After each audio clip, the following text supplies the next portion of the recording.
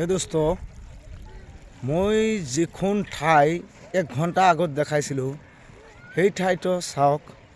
এতিয়া ৰক্ষা নহ'লে সেই ঠাইটো মানে ব্ৰহ্মপুত্ৰই ভাঙি খহি লৈ গ'ল। একদম চাওক, মই দেখাই দি আছোঁ, আপোনালোকে চাওক। লাহে লাহে মাটি ইয়াৰ পৰা খহি গৈ আছে তলফালে।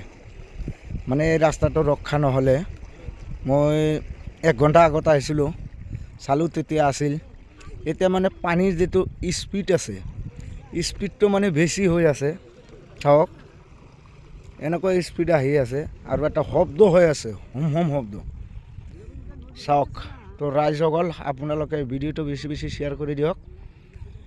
মানে এইকাৰণেই শ্বেয়াৰ কৰিব, অসমৰ মানুহবিলাক চব চাব পাৰে, যাতে এইটো আমি চৰকাৰৰ কাষত মানে কিবা অনুৰোধ জনাইছোঁ, কিবা মানুহ চানুহ আহি পেলাই ইয়াত বান্ধি দিয়ক, ৰক্ষা কৰি দিয়ক সেই পুৰণি ঠাইটো।